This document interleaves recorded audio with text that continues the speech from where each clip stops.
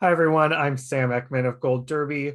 With me is the very talented Jason Isaacs, star of the new movie Mass. And, the subject matter of this movie is obviously, incredibly emotional and very heavy.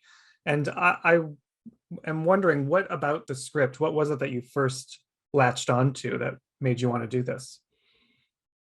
Uh, well, I don't want to argue with you. Obviously, it's however you define it, but I don't think it's heavy. Actually, I think it's a film about people trying to find a way forward, trying to find a way to forgive, to heal, to unburden themselves of baggage that is just paralyzing them in their life, and mostly to unburden themselves of hatred and blame. It just seemed like a topic that's worth addressing in the world that we live in today. We were doing it while Donald Trump was president. The king of blame, that was the tool he used mostly to recruit and to alienate and divide. And it's about a bunch of people who go into a room convinced that the other people in the room are the reason that their lives are terrible, who want for that not to feel, for it not to be the case. So it seemed like it was a very positive film, although the people in it are often in pain and it's difficult, and it's a hugely emotional ride for the audience, like it was for the actors. But at the end of it, it's not just wallowing in something, it's aiming for something. And it's aiming for something that we all really need to hear. It's a great journey to go through vicariously with other people. And, you and Martha Plimpton play a married couple in this, and you are linked together in a way that most of us probably can't imagine, through the loss of a child. And there's so much baked in there that is unsaid when you look at your relationship. How did the two of you sort of work on that and build your dynamic together? Well, although the film, the genesis of us coming to this room is that we lost a child many years ago. Really, the reason we're coming to the room is that our marriage is broken down. We can't speak to each other, we don't see each other. We just are carrying too much, and we're unable to see forward.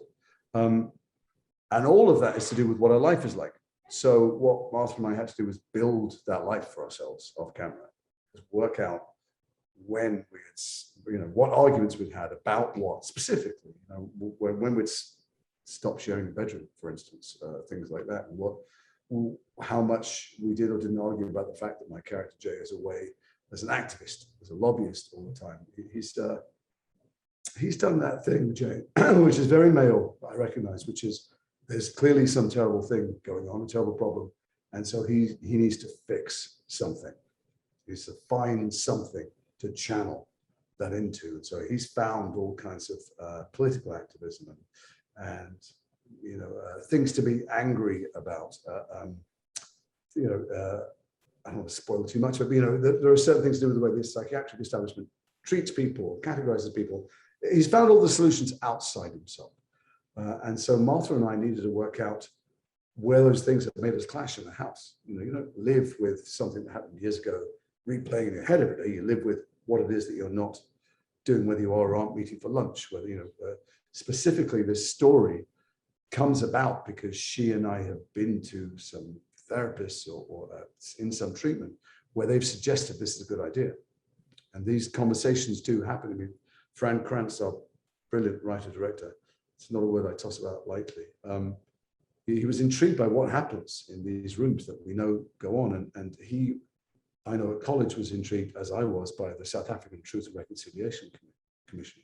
How it was possible for people to go into rooms and listen to people just detailing these extraordinarily horrendous things they've done and find some measure of this forgiveness, find the strength and the freedom, the release that comes from forgiveness. So Martha and I had to work out what we were hoping for from this meeting, and specifically what the therapists had told us we should and shouldn't say, ask, do, and what was entertaining, useful, or gave it texture for both of us was that we argued like fucking crazy about what those things were. Even in the car on the way there, that Jay and Gail will be arguing about what the rules were, because what's I don't know if the word's enjoyable, but engaging, enriching for the audience is watching and seeing where we go off piste. We have a plan for this thing, but what we're planning is something unplannable and human.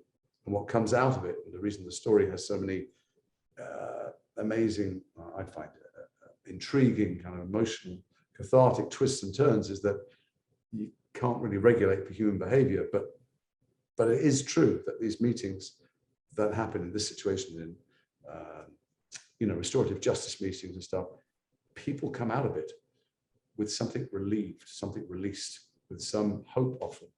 There was a case we read about recently where, I can't remember what it was, but somebody had murdered, I think it was an old man, and his wife came to the court and said, I know who it was, somebody I heard in jail who said that his life turned around, where in court, the person whose husband he had murdered stood up in court and said, I forgive you, and I love you, and I wish you the best of luck. Sorry. And that's what the film's about. The film is not about wallowing in grief, and it's not about a school shooting, really. It's about this couple who are poisoning themselves with hatred and blame for each other, for other people, for the system, and they're not really, and they need to find a way, some human connection, to just throw that baggage off and engage with life.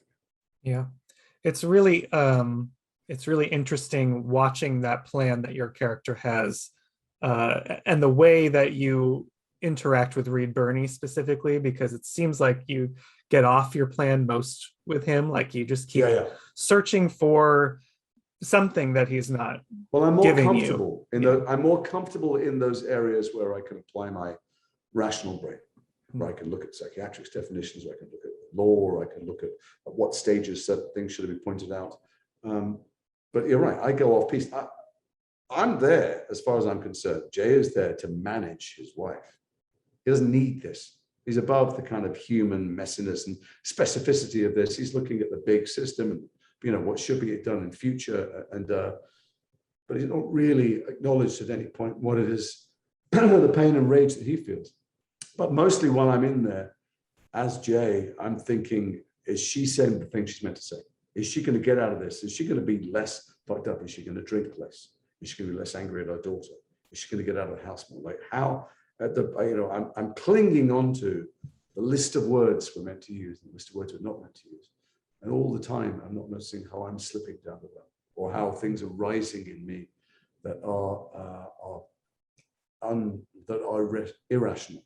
And that's, I think, the great glory of the writing, and why audiences have responded so well to something so human. If you describe a one line of what the film's about, it doesn't sound particularly enticing, but they go and they have, I've been in some pretty big films, big sets, a lot of money, but if this small film feels like one of the biggest films on the biggest emotional landscape that I've ever been in. I watch audiences just, unable to breathe, and then racked with sobs, and then feeling something at the end. I mean, first of all, feeling something at all is amazing, but to feel the possibility of hope and of change is a glorious thing. And you can just, I watched it like most of us did originally. I've been watching a lot of things at home, and to watch this film, particularly with a crowd, is to be reminded of the power of cinema to connect, to create empathy, and to connect you with the strangers in the room.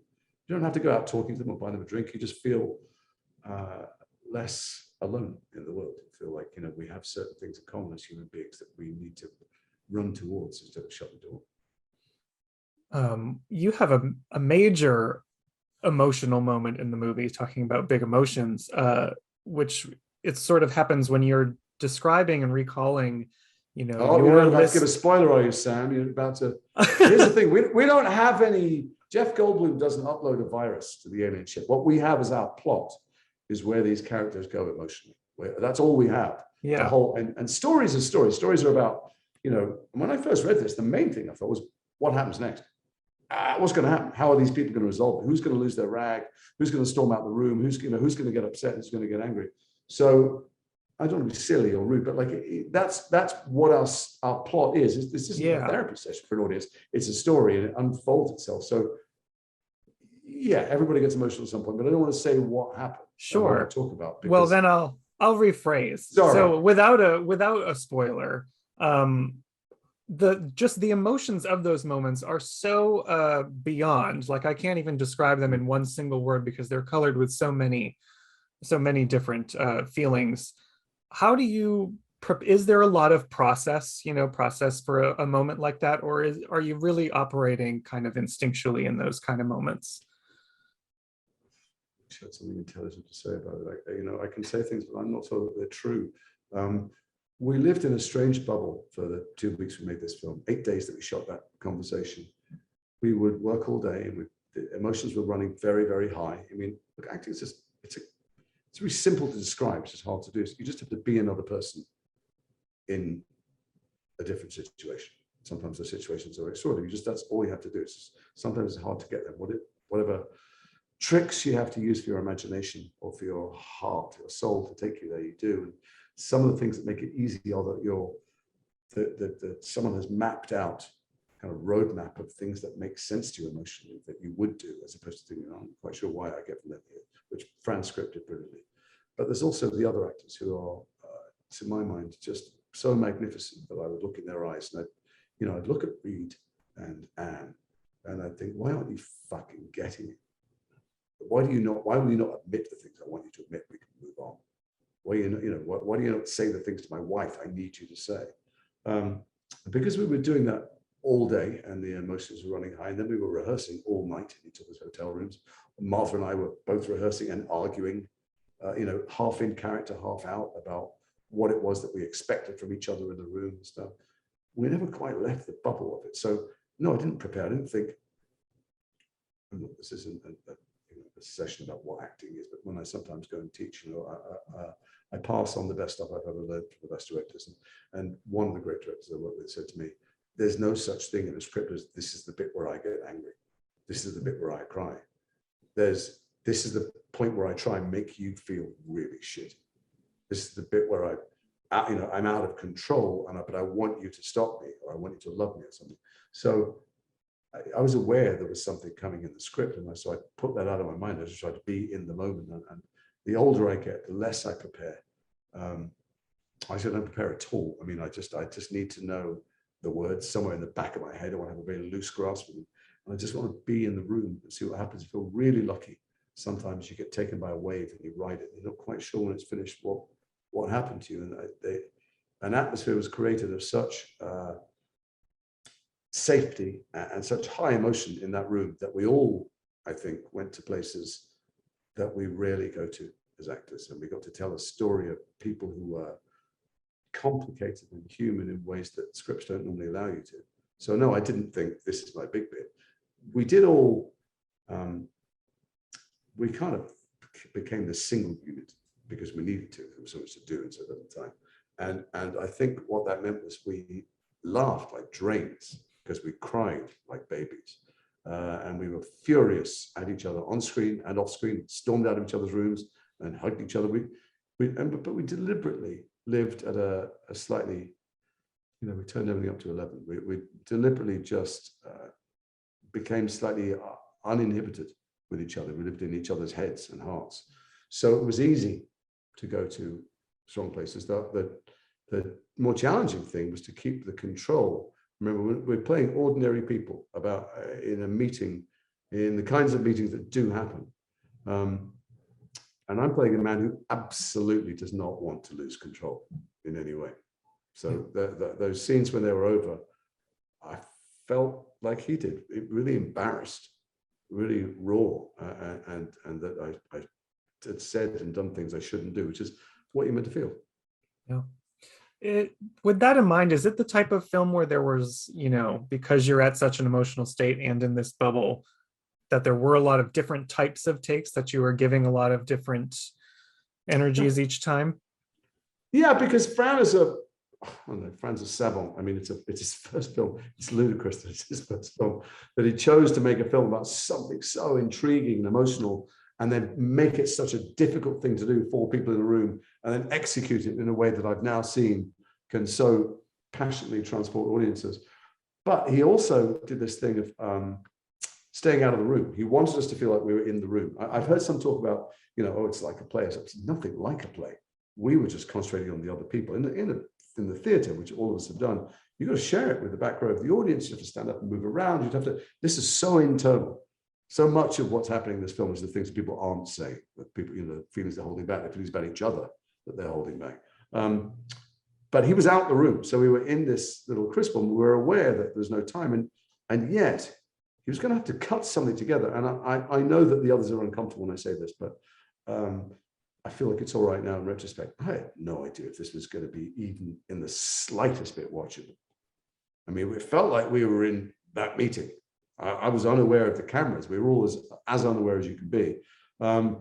So you wanted to make sure you gave Fran a bunch of choices, because who the fuck knew how this was going to cut? Whether it was whether you could sustain long silences, whether that would be gripping or boring. I remember Anne doing a take one time and just going, I feel in a strange mood. Let's just get a take over with. These are long takes. It's like 15-minute takes we did. And just tearing her guts out. And me, I'm going to pinch myself to remind myself to stay in the scene, thinking, I'm watching some of the finest acting you've ever seen. And it finishes, she went, sorry, that was bullshit. Let's do it again. And just did it again, icy cold. And I think the icy cold one is the one in the film, because the first one was, slightly more indulgent because her emotions are so close to the surface. So yeah, we did do, we both gave Fran as much choice as we could in the edit, but also he did that brilliant thing that is hard to do for experienced directors, let alone first timers. He gave us the agency. He said from the very first time we met, and it's palpably not true, he went, look, these characters better than I do. I barely read it. You tell me, what are you bumping? Where is there an area that you feel more comfortable going in, an area you don't want to talk about in characters? There's a point you want to tell someone else to shut up, and there was something that was particularly for Jade. There was a bit where the parents of the shooter, they start describing how awful it was for them on the day, and I said, I don't give a flying fuck what their day was like. Why would I listen to that? That's not what we're here for. He said, okay, let's say that. Let's say that. And it just, he allowed us, he gave us, it doesn't mean it was improv. He wrote the entire thing, but he gave all the actors some agency, certainly in those early days of rehearsal. So you felt responsibility to give them some choices. The question was, did we do varied takes? Yeah, you better have. Because if you just give them one choice in the edit and it doesn't work, you're really screwed. Yeah, well, if I can ask you quickly before we go, you have, there's a great duality to your roles where there's something so intimate like Mass, but then you also play in these massive realms, with fantasy and sci-fi like Star Trek Discovery and the OA, which I'm still mourning the death of the OA. But what that was another really special human story, which it took very unexpected routes and revealed very unexpected things about character. They're so rare, those stories. How does it compare for you? Do you like having kind of bouncing between something intimate and grand? How does that? I just like great stories. I mean, look, you watch them. What is your viewing like? Sometimes we like to have things written, in big, broad colors, but as an actor, if I had the choice, I would only ever make things like Mass and the OA, but they come along very, very rarely. I mean, and you also have to be in things that are commercially successful in order to be financeable, to be in the little ones. So it's a trying to do a balance, and then I've got to pay for, like cleaning bills and gas in my car. So it cost me money to make Mass. I was on the other side of the world. I had to fly myself to somewhere and not go home to my family and do this. But I remember looking at it thinking, this is the reason I became an actor. These stories like this, characters as rich and experiences as difficult and as rewarding as this. What if I don't do that, then what am I doing? Like, why did I make this bizarre choice to run around and walk in other people's shoes? And also that, it's a difficult time for cinema. It's a really difficult time of enormous change. That's always true, but suddenly that change was accelerated massively. The pandemic was such a catalyst, and films about the human condition that can be inspiring and provocative and enriching, they're very few and far between, and you need to support them. It's an indulgent thing to be in it as well, because I love being in stories like that, but also to give it to an audience. That's the kind of films that I want to see. So I hope that people are making them, and I hope that people who feel safe enough, wherever they are, go and see it in the cinema and don't wait so they can watch it on the screen, because it's all about human connection. I think so. Yeah, the question was, what do I like doing? I like doing a variety of things, and of course, I like doing brilliant stuff. And you can't always do brilliant stuff. I do the best stuff I can find. I wish I could find things like Mass to do every day of my life. Well, Mass is certainly one of those great cinematic experiences. So everyone should go out and check it if you haven't yet. And if you are out there watching, make sure you subscribe to Gold Derby. Keep up to date with us throughout the season. Jason, it was a pleasure. Thank you so much. Thanks very much. Thanks for taking the time. Listen to it. See the film.